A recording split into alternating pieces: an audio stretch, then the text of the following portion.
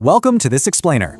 Today, we're unpacking the truly profound meaning behind the phrase, Lord of the Worlds.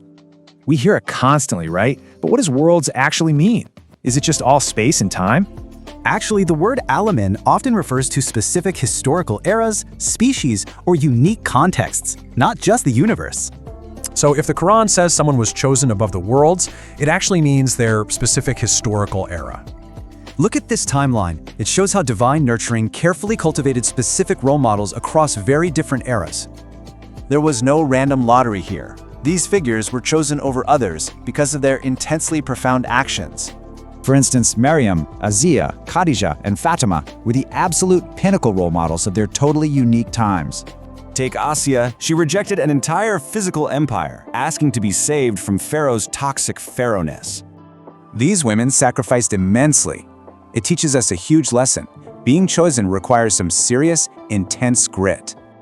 This brings us to Rabb, the ultimate nurturer. He carefully guides every single entity's unique potential and identity.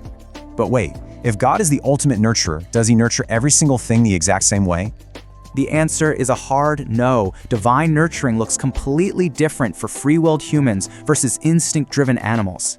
And the scale goes way deeper. It reaches right down into the atomic structures of minerals on Earth. And Adam doesn't just accidentally become iron. It happens because the Rabb specifically nurtured it to be iron. This profound nurturing is everywhere. Literally every single falling snowflake gets a magnificent, entirely unique identity. Creation is never random. The source material shows deliberate, ultimate care packed into every microscopic detail. This exact same divine manifestation governs the strict physical laws of how matter transitions into pure energy. To put that into perspective, just picture a single kilogram of seemingly lifeless rock sitting in your hand.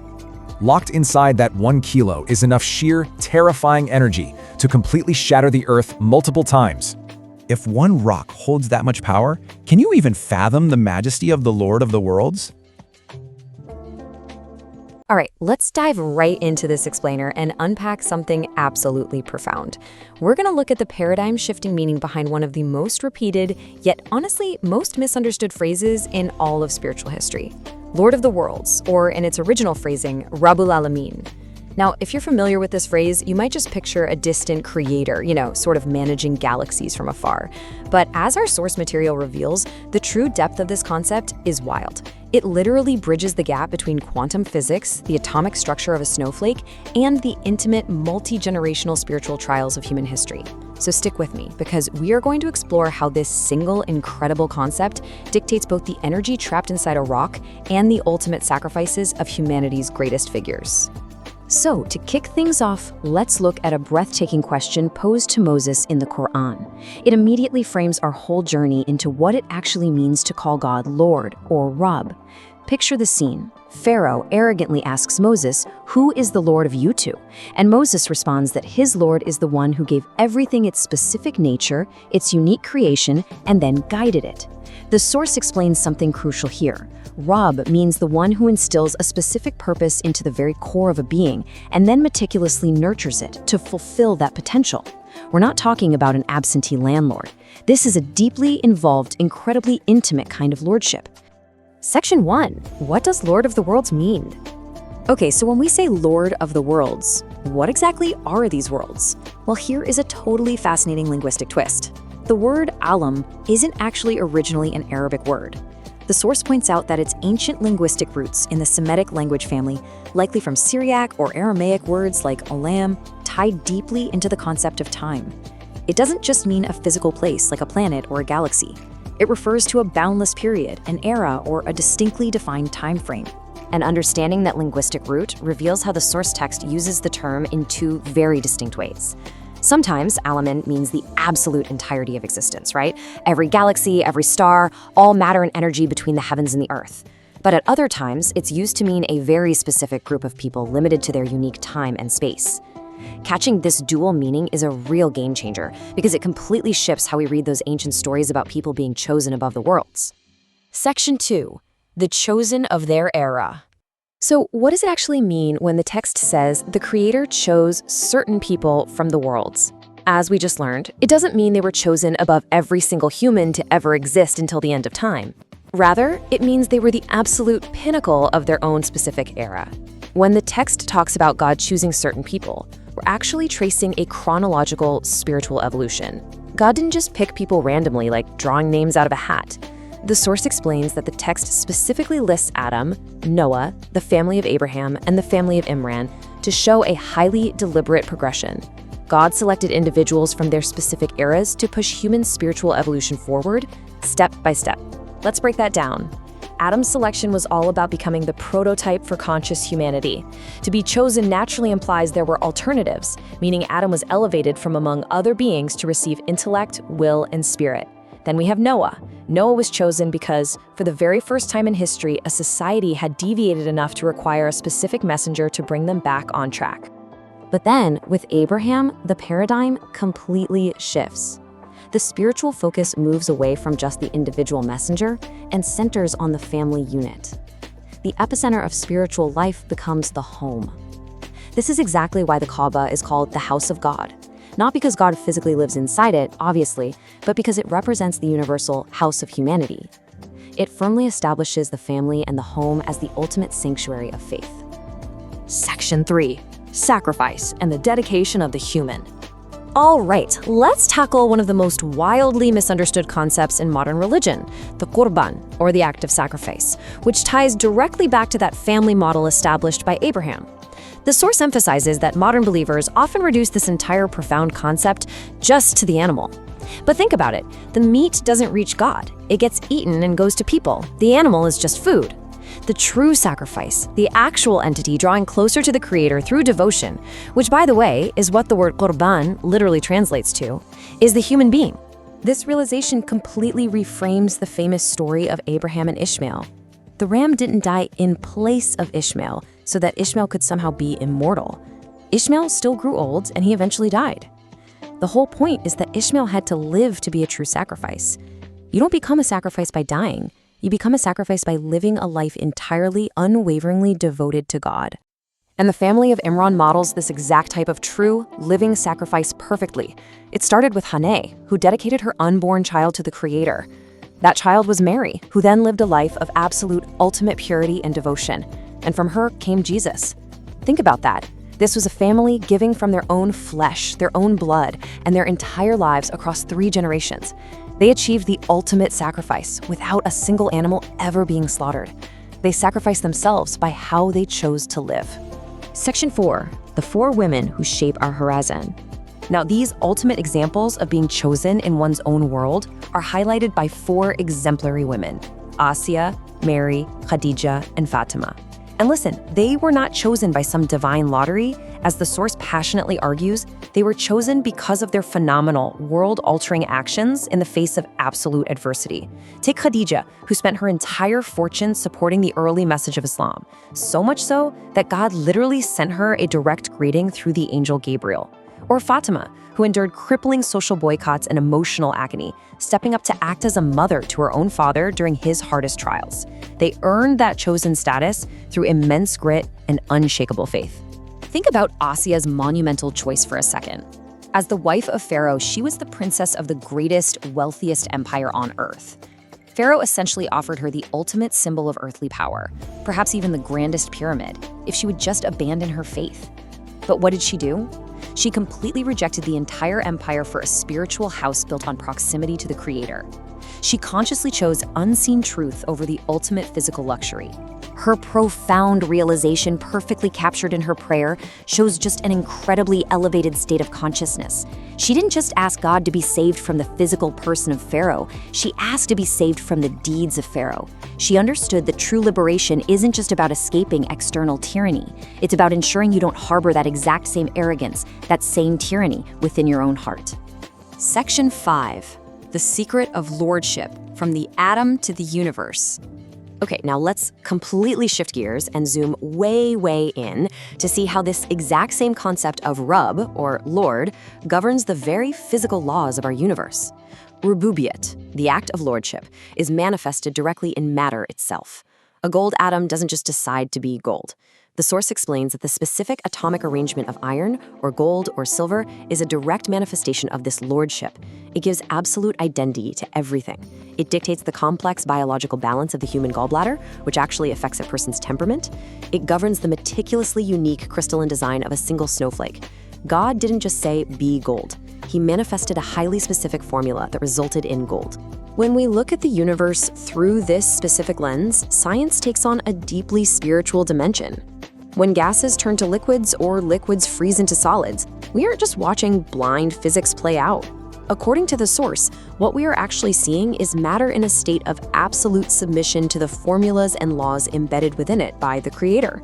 The universe doesn't have a choice, does it? It just perfectly obeys the mathematical and physical commands it was given. Consider just 1 single kilogram of matter. The source notes an amazing fact. Within the atomic bonds of just 1 kilogram of mass, there is enough potential energy to literally devastate the Earth. This reveals the staggering, terrifying power placed into the fabric of the universe by the Creator. If just 1 kilogram holds that much destructive energy, try to imagine the sheer, unfathomable power contained within the mass of the entire cosmos. It just commands a profound, overwhelming sense of awe. So when we say Lord of the Worlds, it is a truly all-encompassing reality. It is so much more than just a title. It is the active sustaining force that brilliantly bridges the cold laws of thermodynamics, the atomic structures of heavy metals, the boundless, unfolding eras of time, and the intimate, painful, yet glorious spiritual trials of humanity's greatest historical figures. Which leaves us with this final, incredibly vital thought from the source material to reflect on today. Think about it. The Creator pours infinite care and specific identity into the fleeting, molecular design of a single snowflake. A snowflake that will melt into nothing in just seconds. Knowing this, how could we ever justify wasting our own massive potential? If absolutely everything in the physical universe perfectly fulfills the distinct purpose embedded within it, the only real question left is, will you? Usually, when we look up a definition in a dictionary, we're really just looking for a boundary, like a king is a ruler, a table is furniture. Right, nice and neat. Exactly. We want that comfort, a binary, a really clean categorization that just tells us exactly where a concept begins and ends. But if you step into the linguistic architecture of ancient theology, that dictionary just completely shatters. Oh, absolutely. The boundaries don't just blur, they entirely dissolve. Yeah, they dissolve. And we find ourselves in these really muddy linguistic waters. So today, we're wading straight into the deepest part of that current. Our focal point for this deep dive is a transcribed lecture by Mustafa İslamoğlu. From the Tedbiryay YouTube channel, yeah. Right, and he's unpacking this single, almost microscopic theological concept from Islamic tradition, which is the divine name Rabb. Which is a huge topic. It is, and because we are navigating texts that carry immense religious weight for billions of people, let's just establish our methodology right up front. Yeah, that's crucial. We are treating this entirely as an analytical endeavor. So, to be completely clear, we aren't endorsing doctrines, we're not preaching, and we are not weighing in on the divine truth of the claims. We're just acting as impartial guides. Just meticulously deconstructing the ideas. Right? Exactly. The philosophical and linguistic frameworks presented in this source to see how it all holds together. And I can promise you, even if you hold a PhD in theology, or maybe you've never opened a scripture in your life, the concepts we're about to pull apart here will fundamentally reframe how you understand language. Oh, without a doubt. It rewrites the rules of that age-old debate between destiny and free will. And honestly, it completely alters the way you look at the latent energy trapped inside a literal rock on the ground. It gets wild. It really does. Okay, let's unpack this. The word Rabb is almost universally translated into English as Lord. Right. And that conjures this image of like a monarch on a throne, a passive ruler just overseeing a domain. But the linguistic framework we're exploring today dismantles that static imagery immediately. Yeah, what's fascinating here is that it replaces a static noun with this deeply active, almost aggressive verb. Aggressive how? Well, if we strip away the centuries of anglicized translations and we actually look at the Arabic root, which is Rabbe, the concept of passive dominion just completely vanishes. Interesting. Yeah. In this specific theological framing, Rabb does not mean a boss who just sits back and collects taxes from creation. Right, like a landlord. Exactly. It doesn't mean that. It's defined as the entity that implants the ultimate microscopic purpose into a creation and then actively, relentlessly nurtures that creation to fulfill its exact potential. Okay, wait, so it's more about development than just rulership. Yes, and there's a specific Quranic verse referenced in the lecture to anchor this. It's Taha, verses 49 and 50. Okay. So Moses is challenged by Pharaoh with a simple question. Pharaoh asks, "Who is your Rabb?" And what's the answer? The response isn't a declaration of a king. The response is the one who gave everything its creation, its potential, and then guided it. Oh, wow, so the guiding is built into the definition. Exactly, and this introduces a really critical term into our lexicon for today, which is turbi. Kirby. Yeah, turbi. It signifies conscious, deliberate nurturing. But let's test that logic for a second. If we define this force purely as a nurturer, don't we risk softening the concept too much, like stripping away the authority inherent in the text? I see what you mean. Because there has to be a mechanism of control, right? I mean, nurturing implies this gentle coaxing, like a gardener. But the text often speaks of a commanding presence. So how does the lecture reconcile the absolute authority of a lord with the patient cultivation of a nurturer? That tension, that exact tension, is where the brilliance of the linguistic root lies.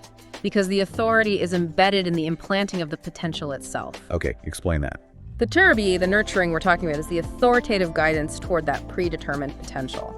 So don't think of it as a gentle gardener coaxing a vine. Think of it more like a master sculptor who commands a block of marble. Oh, I like that analogy. Right.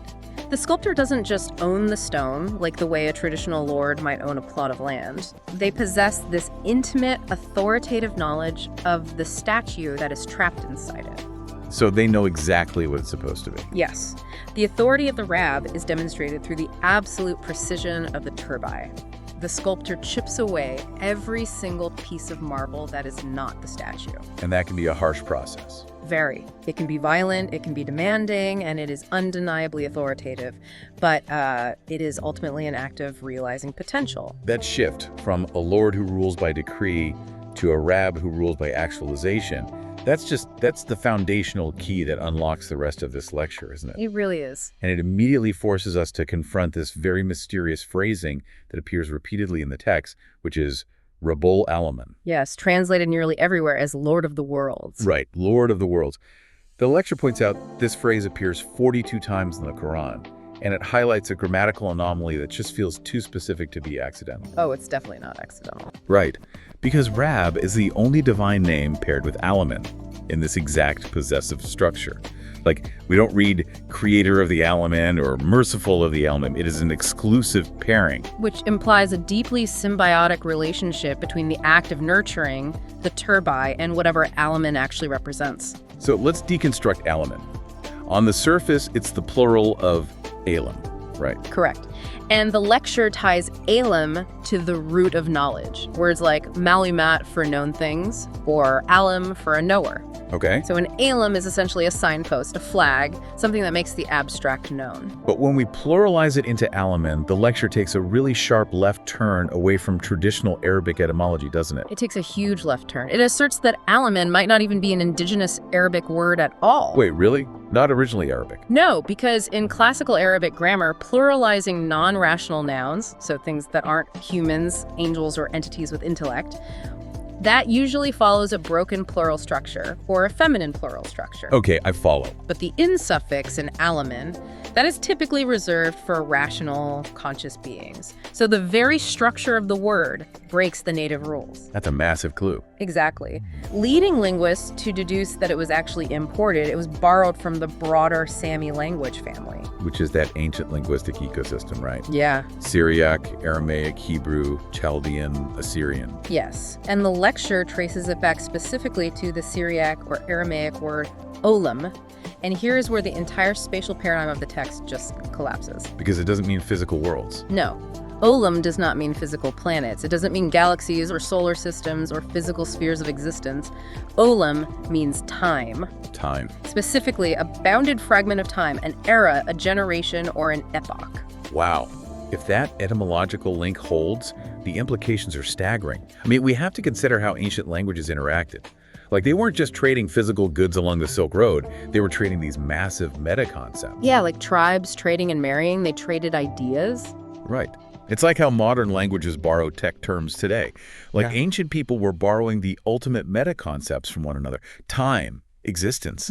When a society borrows a word for time from a neighboring civilization, it means they're trying to articulate a philosophical framework that their native tongue just hasn't fully captured yet. They're cross-pollinating human thought. Yes. But so what does this all mean for the listener? I mean, if we replace worlds with eras, Rabbül Âlemîn morphs from a declaration of spatial dominance into a declaration of temporal mastery. Exactly. It's no longer Lord of the Galaxies. It becomes the nurturer of eras, the sustainer of epochs. Which completely inverts the human perspective on our place in the universe. How so? Well, historically, humanity has been obsessed with conquering space. Right. Expanding empires across continents, planting flags on the moon, planting colonies on Mars. We equate significance with spatial footprint. Precisely. But if your Alam, your world, is actually your specific era, your dominion is temporal, your world is the 21st century. Ah, I see. It is this exact intersection of artificial intelligence, globalized economies, specific political climates, modern social pressures. That bounded fragment of time is the world you inhabit. But doesn't that inherently limit human ambition? I mean, if my domain is strictly temporal, and I'm just a passenger in this specific Alam, doesn't that induce a kind of, I don't know, historical claustrophobia? Claustrophobia. Yeah, like I'm trapped in the 2020s, unable to affect the grand, sweeping arc of spatial history. It actually does the exact opposite, really. It hyper-focuses your agency. Okay, unpack that. Let's combine the definition of Rabb with this new definition of Alamin.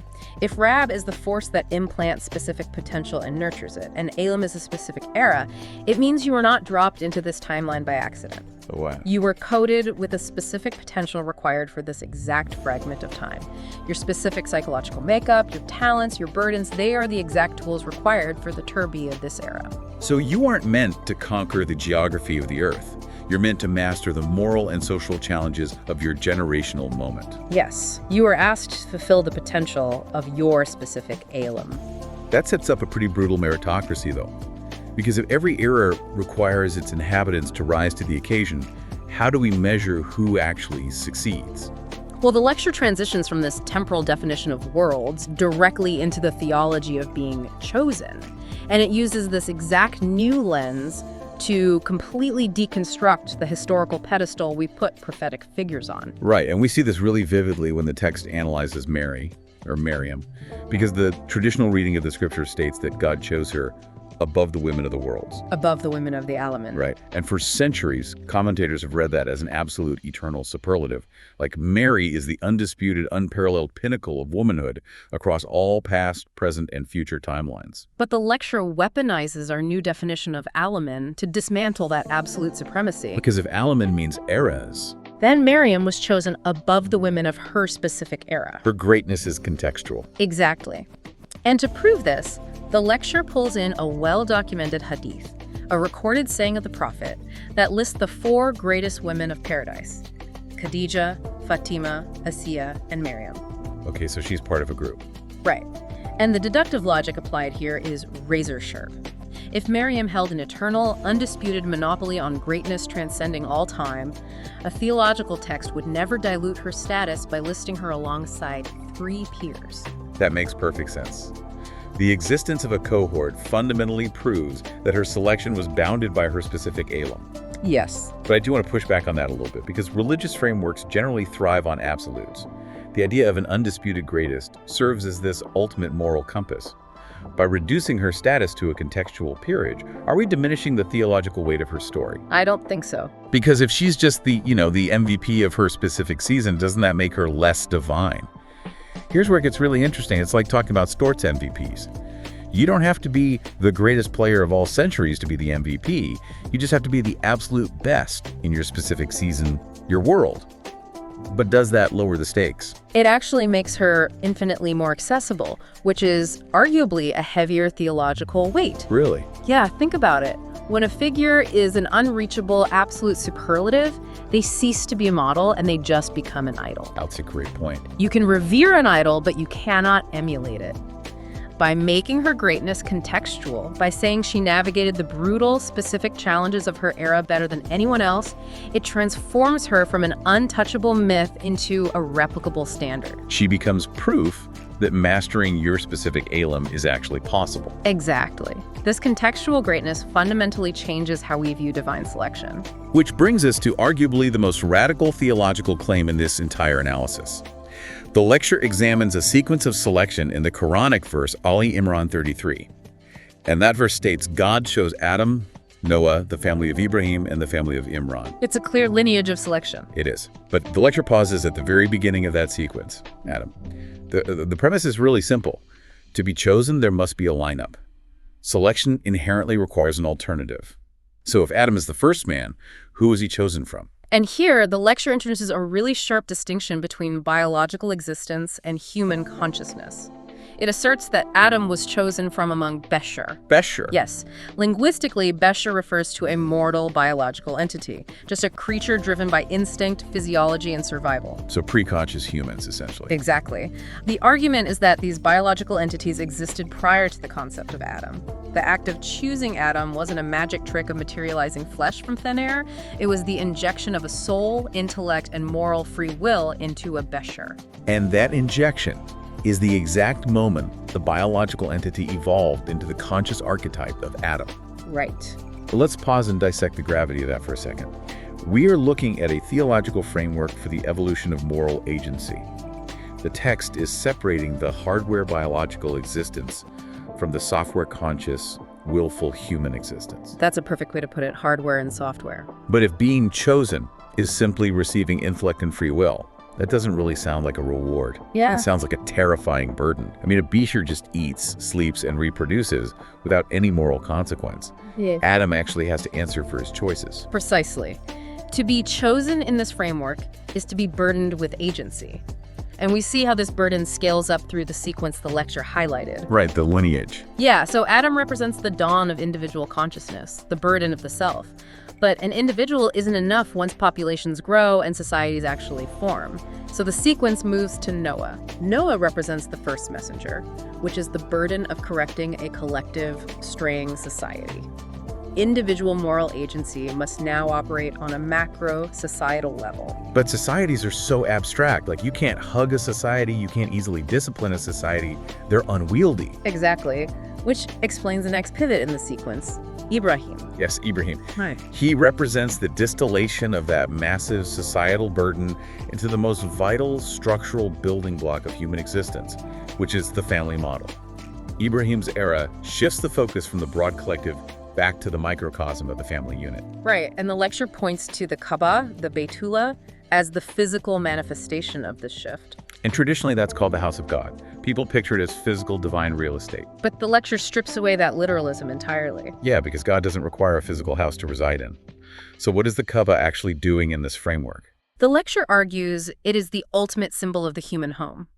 When millions of people perform the ritual of circumambulation, walking in circles around this structure, they aren't just orbiting a stone cube. What are they doing? They are physically enacting the philosophical mandate of Ibrahim's era, which is keeping the family unit at the absolute center of human life and vigilantly protecting its perimeter from the chaos of the outside world. That is beautiful. It transforms this massive global ritual into a deeply intimate defense of the family structure. It does.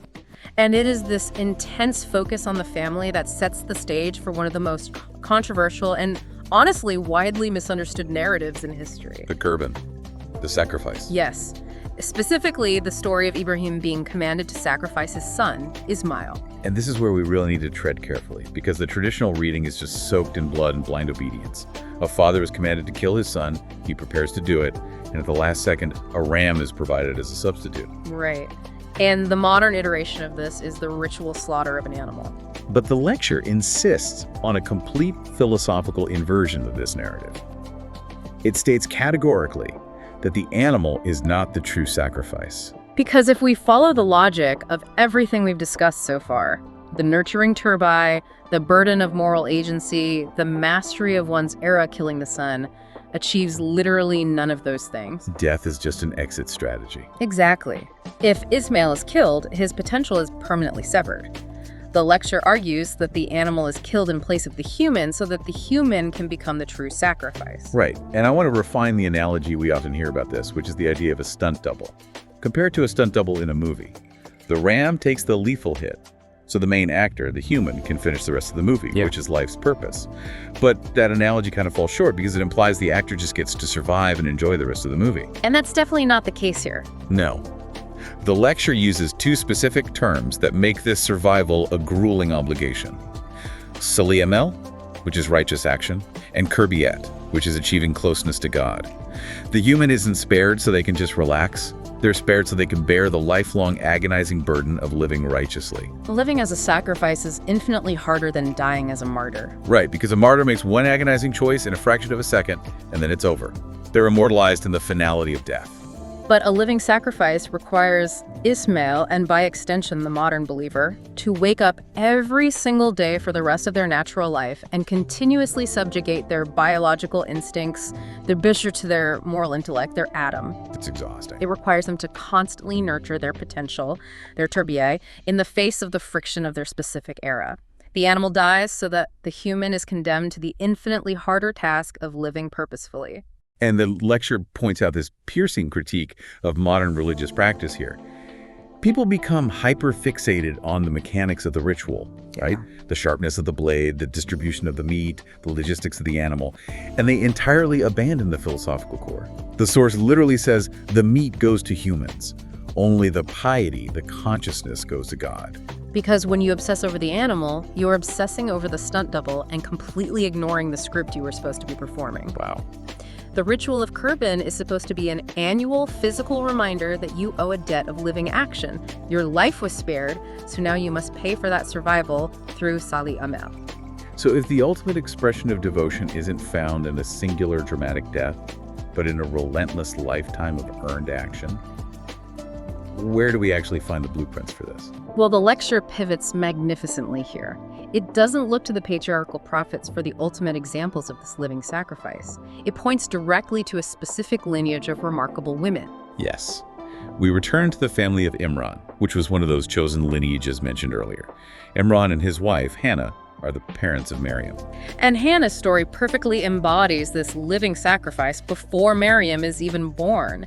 She dedicates her unborn child to the service of the divine. She sacrifices her child's future, basically. Right. She's not offering wealth or an animal. She is sacrificing her own child's biological future, the expectation of marriage, of standard societal roles, to a higher, arduous moral purpose. She commits her lineage to the path of righteous action. And this lineage sets up a really profound theological argument. We mentioned the four women earlier, right? Asiya, Khadija, Fatima, and Maryam. The lecture doesn't treat them as passive recipients of divine grace. It asserts a fierce meritocracy. They earned it. Yeah, these women did not win a cosmic lottery. They weren't just randomly plucked from obscurity. They earned their selection through a sheer, unyielding endurance that honestly forces us to question the very nature of destiny. Let's start with Asiya. In tradition, she's the wife of Pharaoh. And to understand Asiya's living sacrifice, we really have to understand her environment. She is at the absolute apex of the most powerful tyrannical empire on Earth. And Pharaoh offers her everything. Specifically, the greatest pyramid, which is the ultimate monument of eternal material legacy. And she rejects it. But the text of her rejection is a psychological masterpiece.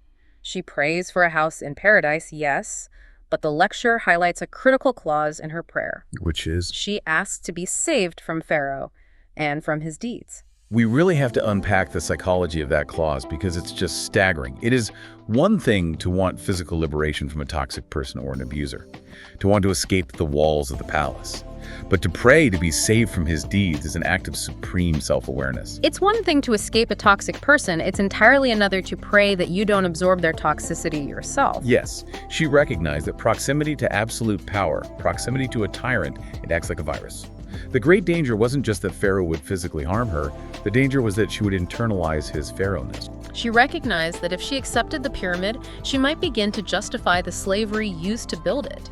She might absorb the architecture of tyranny into her own soul. So she's rejecting not just the man, but the ideology of oppression. It takes an incredible intellect to separate your physical reality from your moral reality when you were just drowning in a toxic environment. And because of this unparalleled moral clarity, the expert, the lecturer asks a rhetorical question that kind of acts as the thesis for this entire section. What's the question? Did she become Isaiah because she was chosen, or was she chosen because she was Isaiah? And the framework demands the latter. She was chosen because she was Isaiah. Her status wasn't a preordained destiny handed to a passive vessel. It was the active result of her refusing to allow her moral intellect to be crushed by her environment. She mastered her specific Elam, the era of Pharaoh's absolute tyranny, by maintaining her internal sovereignty. And if we apply this thesis to the next figure, Khadijah, we see a completely different kind of mastery. Khadijah was the first wife of the prophet, a wealthy widow, a highly successful merchant in a deeply patriarchal society. Right, and she spent her entire fortune supporting the prophet's mission, eventually dying in poverty. But her living sacrifice wasn't just financial. It was deeply epistemological. Epistemological. Explain how that works in her context. Well, when the prophet received the first revelations, he was terrified. He doubted his own sanity. He thought he might be losing his mind or being tormented. And it was Khadijah who provided the intellectual and spiritual anchor. Ah, I see. She didn't just offer blind comfort. She employed rigorous moral deduction. She evaluated his historical character. She noted that he cared for orphans. He always spoke the truth. He aided the destitute. She logically deduced that a divine force, the ultimate Rabb, would not humiliate a man with such a flawless moral compass. So she believed in him before he even fully understood his own prophethood. Yes, she validated the revelation before he fully grasped it. She risked her empire and then her societal standing and her life on a truth she deduced through pure character analysis. She earned her status through intellectual courage. And then we look at Fatima, the daughter of the prophet. The lecture bestows upon her the title Ummu Abiha, which translates to mother of her father. Which is an emotionally crushing inversion of roles for a child. It really is. The lecture emphasizes the sheer brutal endurance required to be Fatima. She lived in grinding poverty. But beyond the physical deprivation, she was forced to witness the severe physical and psychological abuse of her father by the leaders of their community. She was the one washing the filth off him when he was attacked in public. Exactly. She had to act as the emotional bulkhead for a man carrying the weight of a monumental societal transformation. And the lecture makes it explicitly clear that she wasn't chosen because of biological nepotism. If divine selection were merely a matter of DNA, other relatives would occupy that top tier. She was chosen because of the immense, suffocating psychological reality she navigated without her faith fracturing. Did she become chosen because she was Fatima, or was she Fatima because she was chosen? She earned it. By surviving the intense friction of her specific era. So what is the application here? If you are listening to this, the lecture essentially throws down a gauntlet. It strips away the excuse of passive destiny. It says, pray to be chosen in your own era. It demands that you identify the pharaohs of your specific Elam. Right. You might not be facing an ancient autocrat, but you are facing algorithmic manipulation designed to fracture your attention. You're facing corporate structures that demand you compromise your ethics for a profit margin. You are navigating inherited generational traumas in your family unit. You are standing in your own era, and you have the opportunity to earn your place within it by refusing to internalize the tyranny of modern society. You are demanded to be a living sacrifice. But the lecture does not stop at the boundaries of human psychology or history. No, it doesn't. Just as we think we have a grasp on human agency, the source takes a profound pivot into the physical universe. It expands this concept of Rububiyyah, the act of nurturing potential, to apply to the atomic structure of reality itself. Everything, living, non-living, moving, stationary. And this is where we really have to reconcile theology with physics, because the lecture argues that Rububiyyah is custom-coded into matter. It compares iron to a diamond. Right. Now, if we look at this purely through a materialistic lens, we explain the difference through heat, pressure, and the arrangement of carbon atoms. But the lecture adds a layer of top-down causality. It argues that the Rabb gave them different foundational identities before the physical manifestation. The premise is that it didn't just happen to form into iron, and therefore the Rabb treated it like iron. The Rabb implanted the specific potential for iron, and thus the physical universe arranged itself to manifest that identity. The identity precedes the material. Yes, and this bespoke Rububiyyah extends to the most ephemeral things in existence. The speaker brings up the anatomy of a snowflake. Oh, I love this part. Every single snowflake possesses a unique, mathematically staggering geometric pattern. It falls, it lands on your coat, and a microsecond later, it melts, it vanishes. The physical manifestation is incredibly transient. And the lecture asks a devastating existential question here. What is it? If the divine force exerts that much intricate Rububiyyah, that much bespoke coding into a drop of frozen water that exists for 3 seconds, how can humans who possess eternal consciousness, intellect, and moral agency waste their own lives? It's a cosmic scale of accountability. If a fleeting ice crystal is granted a precise, unique identity, then your complex, enduring consciousness is undeniably imbued with a specific massive potential. To squander that is a failure to engage with the turba of your own design. Well, hold on. Let's merge this physical determinism with human psychology for a minute. Okay, let's do it. Because if my foundational identity, my snowflake pattern is pre-coded, doesn't that inherently limit my free will? Well, the lecture actually tackles this by bringing in the classical thinker Al-Mawardi, who explicitly linked biological differences to baseline temperaments. He used classical medical concepts, like the amount of bile in a gallbladder, to explain why some people are naturally fiery and others are naturally calm. We can translate Al-Mawardi's gallbladder theory directly into modern epigenetics and neurochemistry. Exactly. Your DNA, your baseline dopamine levels, your genetic predispositions, this is your physical tecelli, your material manifestation. This is the Rububiyyah assigned to you. You do not control your starting neurochemistry. So if someone is born with a neurochemical baseline that makes them highly aggressive, and someone else is born naturally docile, how can we say they have equal free will? They are starting the race from completely different biological starting lines. They aren't running the same race. So well. Yeah, this is where the synthesis of determinism and free will is achieved through the concept of turbi. Your biological baseline, your epigenetics, is determined. That is the marble. But how you sculpt that marble, how you consciously nurture those baseline traits, is your turbi. It's kind of like an RPG video game, honestly. How do you mean? You know, you boot up a game and you are rolled random base stats. You get a certain amount of strength, a certain amount of charisma, maybe low intelligence. You can't change your starting stats, that's your Rububiyyah. But how you level up those skills, the choices you make to build that character over time, that is entirely up to you. That's your turbi. That's actually a perfect analogy, and the lecture illustrates this using 2 historical figures, Umar and Abu Bakr. Umar was notoriously intense, physically imposing, and possessed a naturally fiery, almost aggressive disposition. While Abu Bakr was the opposite, gentle, soft-spoken, and deeply empathetic. Right, so the lecture argues that Umar's aggressive biology is his assigned Rububiyyah. If that biology is left unnurtured, if there is no turbi, that exact same fiery energy creates a tyrant. It creates a destructive bully. But when that exact same biological energy is subjected to intense moral turbi, Umar becomes a legendary champion of justice. He uses that aggression to fiercely defend the vulnerable. The baseline energy doesn't change. The trajectory of the energy is altered by free will. And Abu Bakr is the inverse. Without turbi, a naturally gentle disposition creates a weak, passive pushover who just allows society to trample them. But with conscious nurturing, that same gentleness becomes the glue that holds a fractured community together through radical empathy and patience. It perfectly resolves the tension of unequal starting lines. You cannot be judged for being born iron instead of a diamond. You are judged on whether you became the most structurally vital piece of iron you could possibly be. Your biology is the question, your turbi is the answer. This is a phenomenal framework. It really strips away the modern obsession with biologically optimizing ourselves into someone else's ideal and demands we master the specific architecture we were given.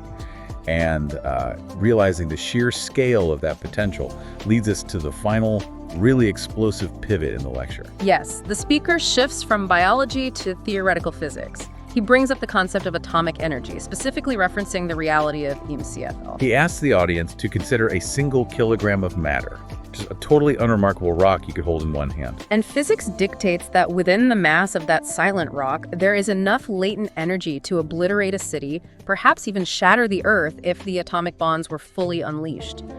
And the speaker poses a question that honestly leaves you breathless.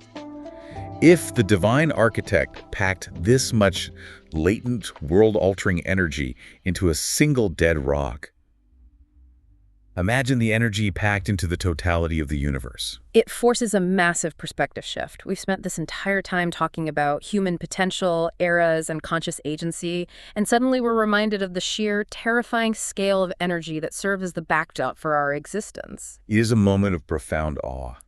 But I want to take that physics principle and turn it back on you, the listener, because this entire deep dive, this entire journey through the muddy waters of linguistics and theology, it demands personal application. Absolutely. We started by destroying the static dictionary definition of Lord and replaced it with a dynamic nurturer who violently sculpts potential. We tracked how ancient Syriac and Aramaic trade routes gifted us the concept of eras, completely shifting our domain from conquering physical space to mastering our generational moment in time. We examined the terrifying evolutionary threshold where biological Bishar was burdened with the moral intellect of Adam. We redefined sacrifice. It is not the brief, bloody death of the stunt double. It is the agonizing, lifelong commitment of the main actor to engage in righteous action and protect the human home. We looked at the ruthless meritocracy of divine selection through the resilience of Asaya, Khadija, and Fatima women who earned their status by refusing to internalize the architecture of tyranny in their specific eras. And finally, we saw how this exact same framework governs the physics of a melting snowflake and the neurochemistry of your own brain. Your biological starting line is fixed, but the trajectory of your turbine is entirely in your hands. So remember this, you are currently standing in your own Alam. You are in your specific era, armed with your specific pre-coded Rububiyyah. You have a unique baseline of flaws, traumas, and brilliant capabilities. The only question that matters is, what is the quality of your turbine? How will you nurture the specific potential you've been given? Which brings me back to that final thought about the rock.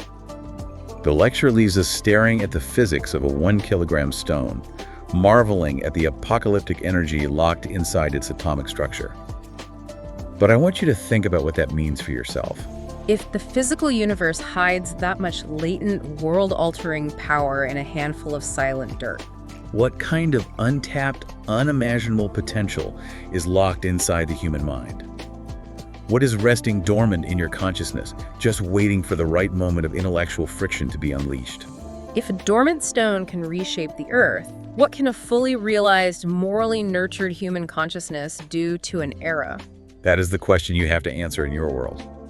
The lack of a clean binary dictionary definition isn't a failure of language, it is an invitation. It's an invitation to look past the surface of the text, beyond the literalism of history, and stare directly into the depths of your own potential.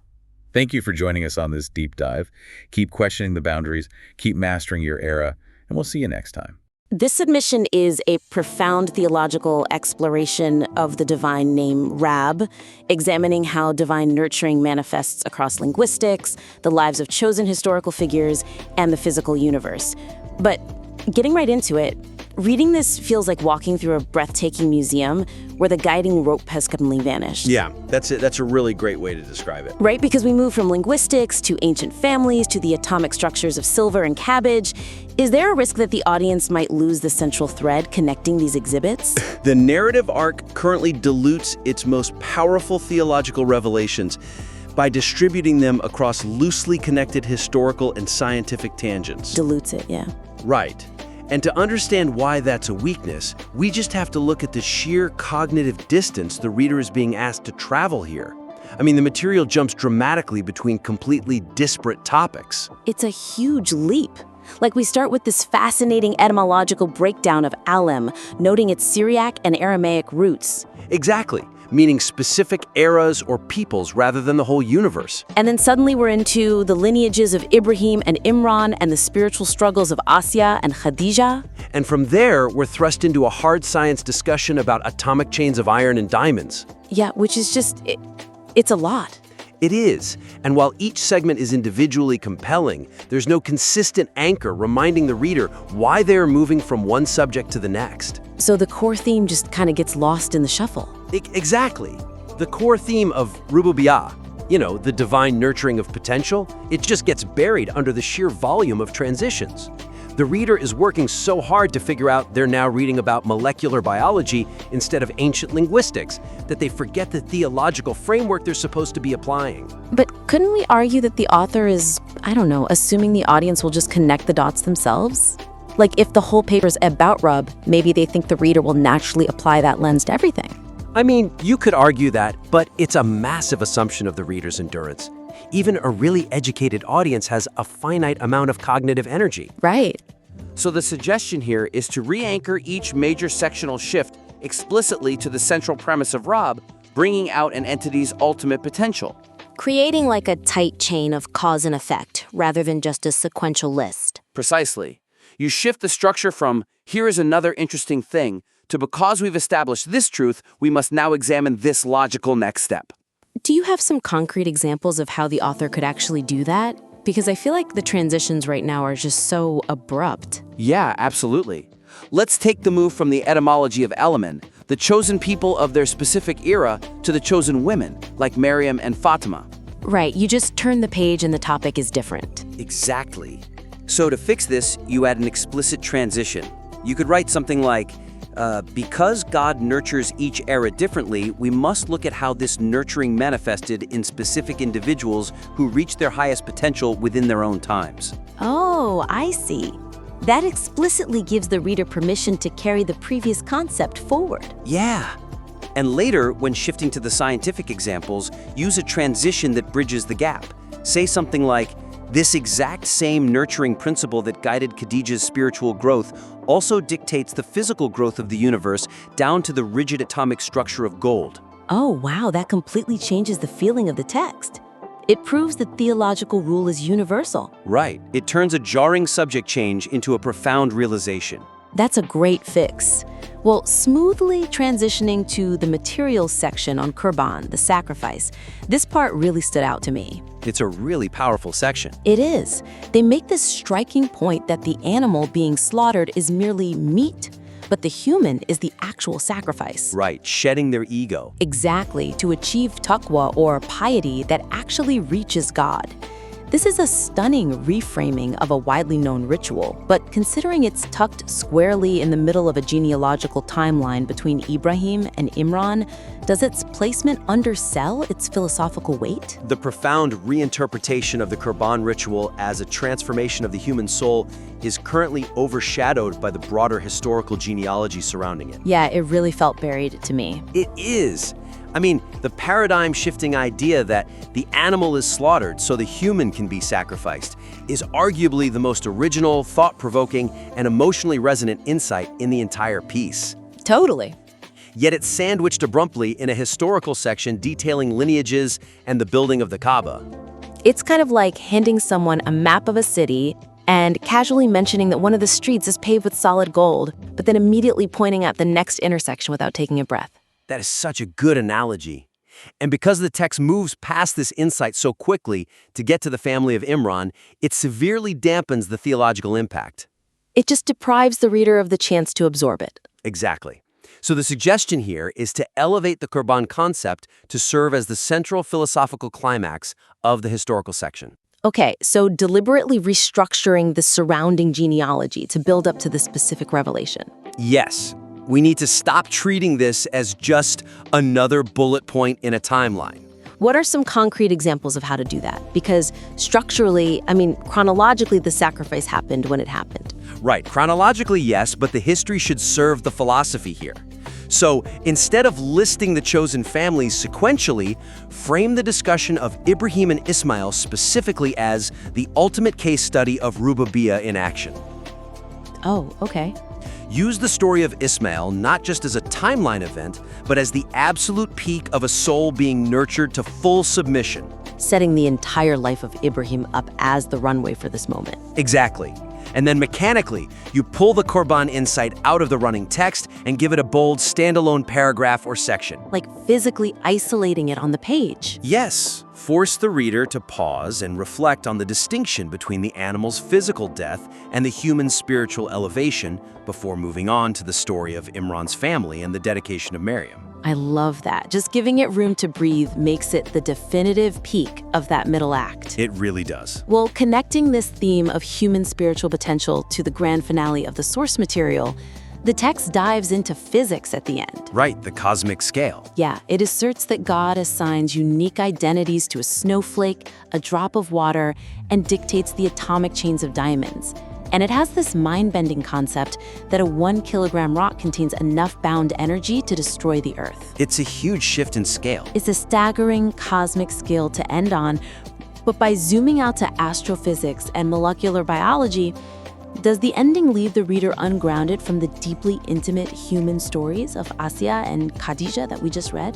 The concluding scientific metaphors regarding atomic structures and trapped energy lack a definitive philosophical tie back to the audience's personal spiritual journey. So it just feels disconnected? Exactly. I mean, the weakness here is that the material ends on a grand, almost intimidating cosmic scale, discussing the world-ending energy bound in a single kilogram of matter and the rigid molecular laws governing metals, carrots, and cabbages. Which, to be fair, does effectively induce a sense of awe at the concept of Rabbul Âlemîn. It does. It absolutely induces awe, but it abruptly abandons the intimate human element explored earlier. Right. You're left wondering how the physics of a snowflake relates back to the deeply personal, internal struggle of Asya asking to be saved from Pharaoh's deeds, internalizing that corruption. Exactly. The reader is left staring into the vastness of the universe, but they don't see themselves in it. And we are inherently self-centered readers. We need to know what this means for us. Right. All without personal application leaves the reader passive. So the suggestion is to bridge the cosmic physics analogies directly back to the human soul's capacity for transformation. Basically closing the loop on the entire piece so the reader feels personally implicated by the ending. Exactly. You have to bring the cosmic scale crashing back down into the human heart. So how do we actually do that in the text? What are some concrete examples for the conclusion? You draw a direct, explicit parallel in the conclusion. For instance, you could add a closing thought that says, just as the Rabb embedded immense, explosive energy into a seemingly inert 1 kilogram rock, he has embedded immense spiritual energy and potential into the seemingly ordinary human soul. Wait, really? Just drawing a direct line between the two like that? That's so powerful. It immediately changes the stakes, right? Yeah, it's like taking E equals MC squared and applying it directly to the human spirit. Exactly. And from there you connect this explicitly back to the chosen women. Frame Asya resisting Pharaoh's corruption as the spiritual equivalent of that bound cosmic energy being released. Oh, wow. So her internal resistance becomes this massive cosmic level event. Exactly. And finally, you end by challenging the reader directly. Ask them to consider what hidden energy or potential the Rabb has bound within their own atomic structure, waiting to be nurtured and released through their own spiritual choices. That's just a fantastic way to wrap it up and make it so deeply personal. It turns a physics lesson into a profound metaphor for human agency. Okay, well, this has been an incredibly productive breakdown. To quickly recap the 3 actionable suggestions we've outlined for this critique. First, create explicit thematic anchors linking the linguistic and scientific tangents back to the core concept of Rububiyyah. Right. Second, structurally elevate the Korban reinterpretation so it serves as the climax of the historical section rather than a passing detail. Absolutely. And third, bruise the final cosmic physics metaphors directly back to the human soul's potential to give the reader a resonant personal takeaway. We warmly invite you to apply these structural and thematic changes and submit your revised material back to the critique for further review. Well, to the debate. So if you look closely at a snowflake under an electron microscope, you'll find this just overwhelming expectation of perfect mathematical precision. Right. It's immaculate. Exactly. An immaculate, unalterable crystalline lattice. And honestly, it's deeply comforting. Because those water molecules didn't wake up and choose to freeze into a hexagon? No, they didn't have a morning meeting about it. Right, they were subjected to these unyielding laws of temperature and atmospheric pressure. It is absolute. It is a clean, completely binary manifestation of physics. Yeah, it's entirely predetermined by structural conditions. The snowflake is exactly what the universe demanded it to be. Nothing more, nothing less. But then, you take that microscope, and you pan it up from the snowflake, and you look at the human being standing in the blizzard. That's where it gets messy. So messy. Suddenly, that expectation of perfect, deterministic programming gets incredibly complicated. Because now, we are looking at a landscape of human agency, of moral choice, of spiritual elevation. Yeah. It's dynamic, and it forces us to ask a really uncomfortable question. What if human morality is just as predetermined as that snowflake? I mean, that is the core friction, isn't it? The ultimate tension between the rigid laws of physics and the concept of human freedom. Exactly. And that tension is really the beating heart of our discussion today. We're diving into a profound theological and linguistic analysis of the source material regarding two fundamental concepts. First, the word Rabb, which we, often casually translate as Lord, Master, or Sustainer. Right. And second, Alamin, meaning the worlds. Put them together, and you get Rabbül Âlemîn, the Lord of the world. But the text we're analyzing today completely strips away those casual translations and turns this phrase into a massive ontological puzzle. It really does. I mean, it forces you to rethink the whole architecture of reality. It does. The central question the material raises is basically this. Does Rabbul Âlemîn describe an interactive, merit-based relationship where we, as conscious beings, actively fulfill our potential? Or does it describe a cosmos of absolute predetermined manifestation? Meaning, is everything intrinsically programmed? Exactly. Is everything from your human temperament to the atomic structure of a diamond unalterably programmed by divine will? Now, if you're listening right now, you might be thinking, well, obviously it's a bit of both. Sure. But the text forces us to look at the underlying mechanisms here. I look at this material and I see a cosmos of absolute divine predisposition.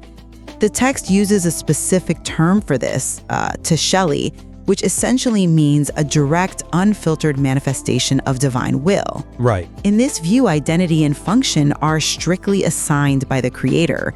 A gold atom is gold, and human behavior is ultimately framed by entirely predetermined physical parameters. Whereas I read this exact same material and see a universe governed by localized, context-driven selection. I think the essence of Rabb is intimately tied to conscious realization and active training. The Tedbiryay aspect. Yes, Tedbiryay. It's a highly dynamic process. Yes, obviously the cosmos has baseline rules, but the ultimate expression of lordship requires conscious agency and earned merit from the human being. I think we need to demystify these terms right out of the gate, because Tedbiryay and Teshelli can sound like incredibly dense theological jargon if you aren't familiar with them. Oh, definitely. Let's break them down. So think of Teshelli, the divine manifestation I'm arguing for, like the hardware and the base operating system of a computer. Okay, I like that. It is hard-coded, it dictates the processing speed, the memory limits, what the machine fundamentally is. You can't negotiate with it. The text gives a pretty stark example for this. The atomic structure of gold or iron or a diamond doesn't exist because the element earned it by being, morally good. No, of course not. That'd be absurd. Right. A gold atom is gold simply because of how the Rabb manifested upon it. The Teshelli dictated its reality. God didn't just casually ask it to be gold. The structural manifestation itself made it gold. It's an absolute assignment. I see why you think that, but let me give you a different perspective using your own computer analogy to show you where Tedbiryay comes in. Go for it. If Teshelli is the hardware, Tedbiryay is the software. It's the active user experience. The root of the word Rabb is fundamentally connected to this idea of nurturing, of bringing something to its ultimate potential through active, ongoing training. But the training has limits. It has parameters, yes, but the source material emphasizes that while potential is placed within an entity, it is up to the conscious human being to actually realize it. But the human doesn't invent the software. The parameters of that software are still completely coded by the Rabb. They don't invent it, but they have to choose to run it. Let's look at the word Alamin, the worlds. It appears 42 times in the Quran, and it's uniquely paired with Rabb in this highly specific way. Right. The text analyzes Alamin not just as a blanket term for the vast, empty universe, but as specific realms or distinct eras. Think of it like different seasons of a television show, where each season has its own specific context. Okay, I see where you're going. When the text talks about divine selection, like the selection of extraordinary figures such as the Virgin Mary, it frames it not as a divine lottery where God just pointed a finger at random from outside of time. You're referring to the verse in the Ali Imran chapter, verse 42. Yes, exactly. The text says Mary was chosen and purified above the women of the Alamin. Now, if you take the absolute deterministic view, your view, you'd say she is the greatest of all women across all of boundless time, end of story, entirely hard-coded. Which many would argue is exactly what that means. But the linguistic analysis in the material says no. It means she was chosen above the women of her specific time. Wait, hold on. How does the text definitively localize that to just her era? Through the prophet's own later actions. The text points out that the prophet later placed Khadija, Fatima, and Asiya on that exact same pedestal as pinnacles of virtue. If Mary's selection was an absolute, all-encompassing, deterministic assignment for all eternity, the prophet wouldn't have been able to put Khadija and Fatima right next to her. This proves selection isn't just a static badge given before time began. I come at it from a different way, though. Well, just to finish the thought, it's an ongoing, merit-based process tied to a specific epoch. Mary responded to the intense pressures of her era. Khadija responded to hers. They engage with the terabih, the training of their Rabb. Okay, I hear you. But we have to look deeper at the etymology of Alamin that the text itself highlights. It traces the word back to the Syriac and Aramaic root olem. Right, the older root. And olem literally means boundless time. It's referring to eternity, to the overarching architecture of reality itself. But historical selections clearly happen in finite time. You can't deny that. They manifest in finite time, yes, but the mechanism of selection is a structural shift from outside of time. Take the text analysis of Adam. Okay. Why was Adam selected? The text says he was selected from among other biological life forms. It uses the word basher, meaning mere mortal flesh. Just basic functioning biology. He was the archetype, right? The prototype of human consciousness. Exactly. When the Rabb breathed the spirit into him and granted him intellect and will, it wasn't because this pre-Adam biological entity performed some good deeds in the forest and earned a promotion. Well, obviously not. Right, it was a structural manifestation, a tajalli that fundamentally altered the fabric of reality. He was upgraded from basher to human. Selection here isn't a localized reward for good behavior. It's the Rabb assigning a cosmic function. But that's just the starting line. Is it? The text argues this applies to Noah initiating the era of revelation, or Ibrahim shifting the model of society to the family unit. These are structural assignments by the Lord of boundless time. They are not historical gold stars for good behavior. Well, if we're bringing Ibrahim into this, we have to talk about how the text completely upends the concept of sacrifice, or qurbani, because it directly challenges your idea of humans just passively walking through these structural assignments. You mean the sacrifice of Ishmael? Right. In your deterministic view, Ibrahim and Ishmael were just actors hitting their marks on a stage completely built by God. Yes, a divine assignment. But the text explicitly says that the animal on the altar is not the true sacrifice. The human is the sacrifice. In what sense, though? You mean the human's ego is the sacrifice? The ego, yes, absolutely. But more importantly, the human's active, lived experience. The text makes this phenomenal, almost jarring point. Ishmael didn't gain immortality because the ram took his place. Well, physically, no. Right. The ram didn't buy him eternal life on earth. Ishmael still grew old, he still faced hardship, and he still died.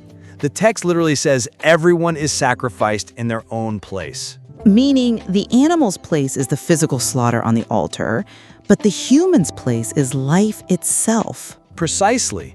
The human achieves proximity to God, what the text calls qurbiyat, through active living, through taqwa. And taqwa being God consciousness. Yes, but taqwa isn't just some mystical buzzword you meditate on.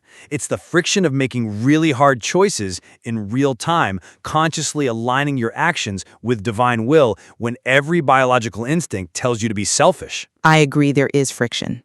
It requires you to be alive, bleeding, and sweating in the real world. So how can you possibly reconcile that with determinism? A pre-programmed script cannot exhibit taqwa. If everything is just the hardware running its code, how can the text demand that a human must actively live to be a sacrifice? That's a compelling argument. But have you considered that you're isolating the human struggle from the architecture it happens within? What do you mean? Look at the broader context. The text builds around the family of Abraham. The establishment of the Kaaba, the transition to a family-centric spiritual model, these were massive divine assignments. The text literally says, and this line always stops me in my tracks, it says, "The ram's Rabb is also the human's Rabb." Wow, that is a striking phrase.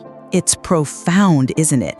The exact same lordship functioning over the biological destiny of the animal is functioning over the spiritual destiny of the prophet. But they experience it completely differently. Yes, but the roles, whether you are the ram designated for the altar or the prophet designated to deliver the message, are assigned by the Lord. Yes, the human experiences it as a subjective moral struggle, as taqwa. I'm not denying the friction exists. Okay. But that struggle is simply the human capacity fulfilling the exact parameters it was given. God provides the architecture. The human is just walking through the rooms. They might feel like they're choosing which room to enter, but God built the floor plan. I hear you, but let's stress test that floor plan analogy with the explicit examples of conscious rejection the text provides. All right, let's hear it. Let's look at Asiya, the wife of Pharaoh. She is living in the ultimate palace of power, basically the peak of the ancient world. The text points out that her selection wasn't passive. It wasn't just she was chosen, therefore she acted like Asiya. Right. The text asks this brilliant chicken and egg question. Did she become Asiya because she was chosen, or was she chosen because she was Asiya? And the deterministic answer to that would be that the capacity to reject Pharaoh was placed in her by the Rabb. It was her tajalli. The potential was placed, sure, but she actively prayed to be saved not just from Pharaoh the man, but from his deeds, from his inner Pharaoh-ness. She had to actively reject the most powerful empire on earth because she recognized a higher spiritual reality. True, but her nature allowed for that recognition. But it required her action. Or look at Khadijah. The text highlights that she didn't just passively hold her wealth. She aggressively, consciously spent every last piece of it to support a nascent, highly dangerous revelation. She bankrupted herself for the cause. Exactly. She was reduced to nothing materially. This active, agonizing sacrifice proves that the actualizing of tarbiyah is in the hands of the individual. God builds the house, yes, but God doesn't force you through the door. Look, if I'm listening to this right now, I'm probably nodding along with you because we all desperately want to believe we are the sole captains of our souls. Because we are. I'm sorry, but I just don't buy that. Let me tell you why. You are completely ignoring the physiological fatalism that the text introduces. You're talking about the Marvadi section. I absolutely am. The text goes to great lengths to tie human moral behavior to hard, deterministic biological roots, citing the Islamic scholar Marvardi's analysis of human anatomy. Which is frankly a tough pill to swallow. But it's in the text. It argues that the difference between a fiercely intense, commanding figure like Omar and a gentle, soft-spoken, empathetic figure like Abu Bakr isn't just about who tried harder in their spiritual meditations. Right. It is deeply tied to physical realities manifested by the Rabb, specifically the literal amount of bile in their gallbladders. Which, let's be honest, sounds incredibly reductive to a modern ear. I mean, if my gallbladder dictates my morality, we've just wiped out free will entirely. It only sounds reductive if you're holding on to this romantic idea of absolute independence from the physical universe. It's profoundly absolute. I don't know about that. The text says if a person has excess bile, they have a fiery temperament. If it's balanced, they are balanced. Omar being Omar and Abu Bakr being Abu Bakr is fundamentally a tecelli, a manifestation of the Rabb's physical design. But you talk about tarbiyah, this active training. But in this context, tarbiyah is just the polishing of what the Rabb has already physically and atomically dictated. Hold on, I need to jump in here, because that misses the actual mechanism of how tarbiyah interacts with that biology. How so? The biology sets the limit, doesn't it? You cannot train Omar to have the innate, gentle biological predisposition of Abu Bakr. The limits of their moral agency are permanently bracketed by their physical anatomy. Yes. Obviously, you can't turn Omar into Abu Bakr.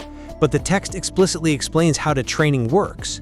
It doesn't erase the bile, it re-aims it. Re-aims it? Yes. If you take that fiery, bile-driven predisposition of Omar and you fail to apply spiritual training to it, what happens? You get a cruel, arrogant tyrant. Right. But if you apply tarbiyah, if he actively consents to the training of the Rabb, you get a magnificent, unyielding hero of justice. But it's still the fire. It is. The biology is the raw material.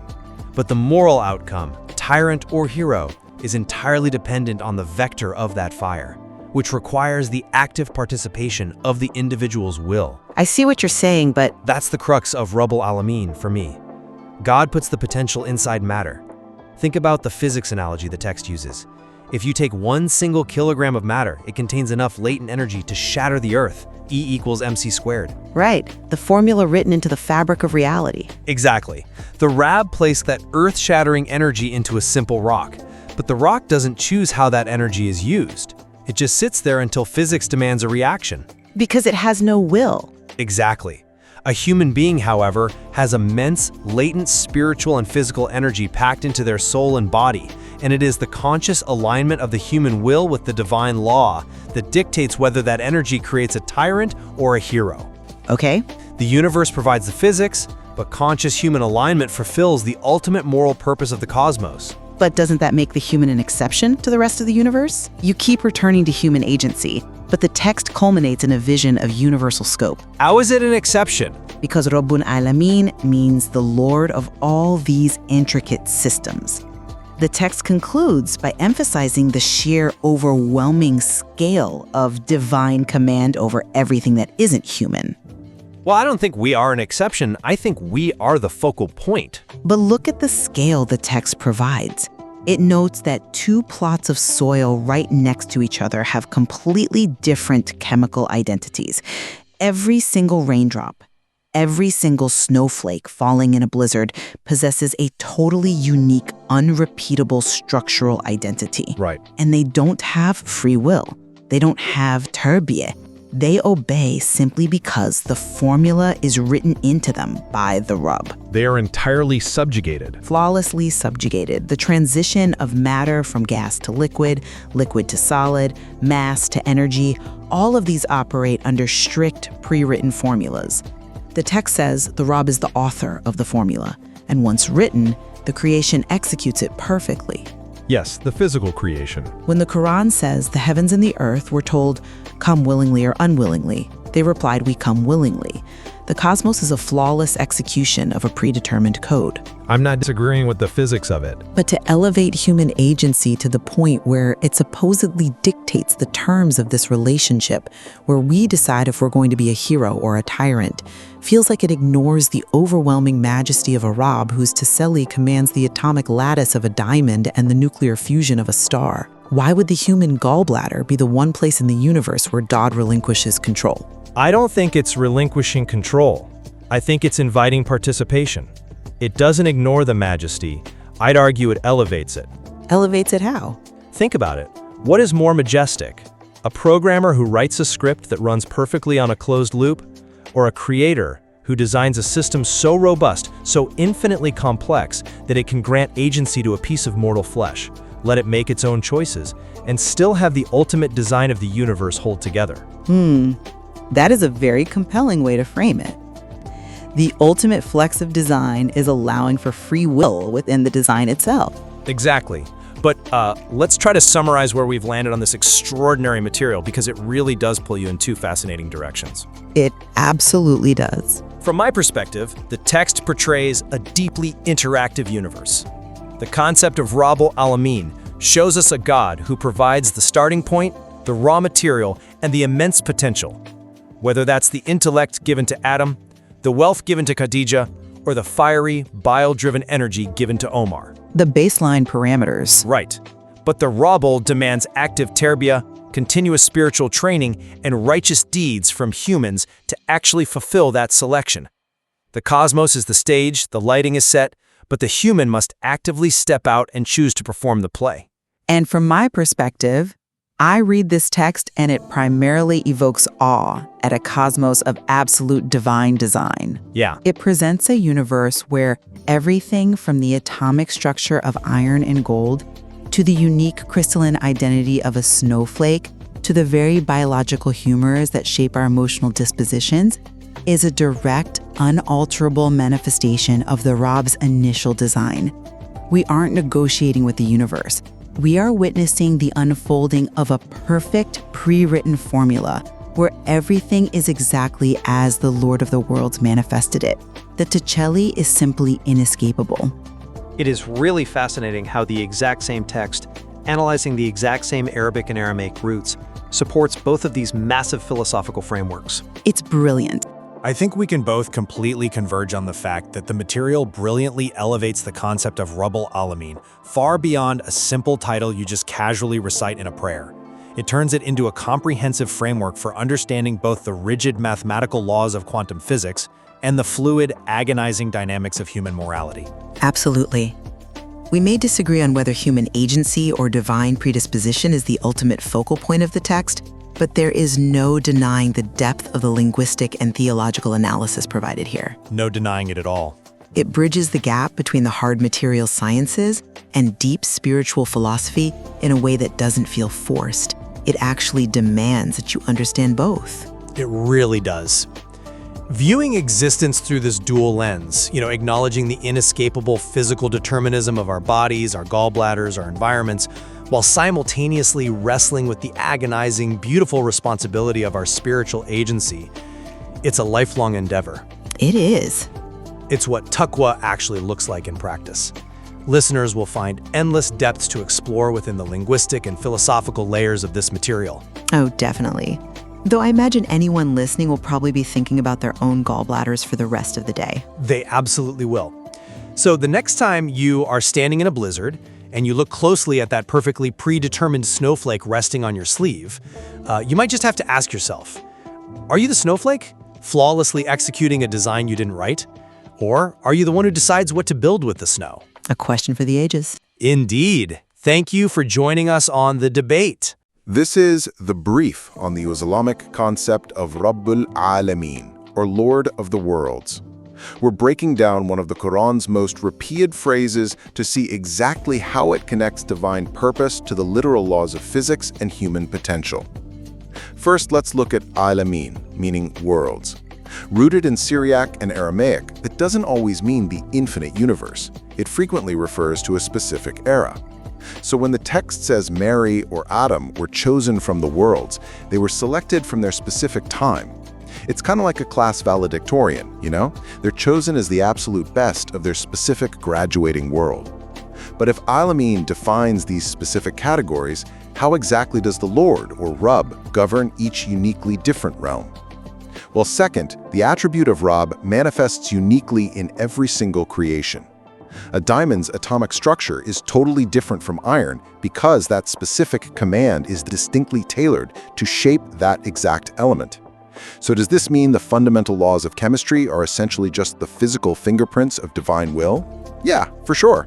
And this tailored command doesn't just build static structures. It locks mind-bending, explosive power right into the physical world. Finally, we see staggering physical proof of this divine intention. A single kilogram of solid matter, like a literal rock, contains enough locked energy to destroy the Earth multiple times over. Which really begs a massive question. If the Creator put this much precise, earth-shattering care into a simple rock or snowflake, how can we humans possibly justify wasting our own massive potential? Understanding Rabbül Âlemîn isn't just reciting a theological title, it's recognizing the deliberate power and totally unique purpose encoded into every single atom of your existence. This is the brief on the Islamic concept of Rabbül Âlemîn, or Lord of the Worlds. We're breaking down one of the Quran's most repeated phrases to see exactly how it connects divine purpose to the literal laws of physics and human potential. First, let's look at Alamin, meaning worlds. Rooted in Syriac and Aramaic, that doesn't always mean the infinite universe. It frequently refers to a specific era. So when the text says Mary or Adam were chosen from the worlds, they were selected from their specific time. It's kind of like a class valedictorian, you know? They're chosen as the absolute best of their specific graduating world. But if Alamin defines these specific categories, how exactly does the Lord, or Rabb, govern each uniquely different realm? Well, second, the attribute of Rabb manifests uniquely in every single creation. A diamond's atomic structure is totally different from iron because that specific command is distinctly tailored to shape that exact element. So does this mean the fundamental laws of chemistry are essentially just the physical fingerprints of divine will? Yeah, for sure. And this tailored command doesn't just build static structures, it locks mind-bending, explosive power right into the physical world. Finally, we see staggering physical proof of this divine intention. A single kilogram of solid matter, like a literal rock, contains enough locked energy to destroy the Earth multiple times over. Which really begs a massive question. If the Creator put this much precise, earth-shattering care into a simple rock or snowflake, how can we humans possibly justify wasting our own massive potential? Understanding Rabbül Âlemîn isn't just reciting a theological title, it's recognizing the deliberate power and totally unique purpose encoded into every single atom of your existence. This is the brief on the Islamic concept of Rabbül Âlemîn, or Lord of the Worlds. We're breaking down one of the Quran's most repeated phrases to see exactly how it connects divine purpose to the literal laws of physics and human potential. First, let's look at Alamin, meaning worlds. Rooted in Syriac and Aramaic, that doesn't always mean the infinite universe. It frequently refers to a specific era. So when the text says Mary or Adam were chosen from the worlds, they were selected from their specific time. It's kind of like a class valedictorian, you know? They're chosen as the absolute best of their specific graduating world. But if Alamin defines these specific categories, how exactly does the Lord, or Rabb, govern each uniquely different realm? Well, second, the attribute of Rabb manifests uniquely in every single creation. A diamond's atomic structure is totally different from iron because that specific command is distinctly tailored to shape that exact element. So does this mean the fundamental laws of chemistry are essentially just the physical fingerprints of divine will? Yeah, for sure. And this tailored command doesn't just build static structures, it locks mind-bending, explosive power right into the physical world. Finally, we see staggering physical proof of this divine intention. A single kilogram of solid matter, like a literal rock, contains enough locked energy to destroy the Earth multiple times over. Which really begs a massive question. If the Creator put this much precise, earth-shattering care into a simple rock or snowflake, how can we humans possibly justify wasting our own massive potential? Understanding Rabbül Âlemîn isn't just reciting a theological title, it's recognizing the deliberate power and totally unique purpose encoded into every single atom of your existence.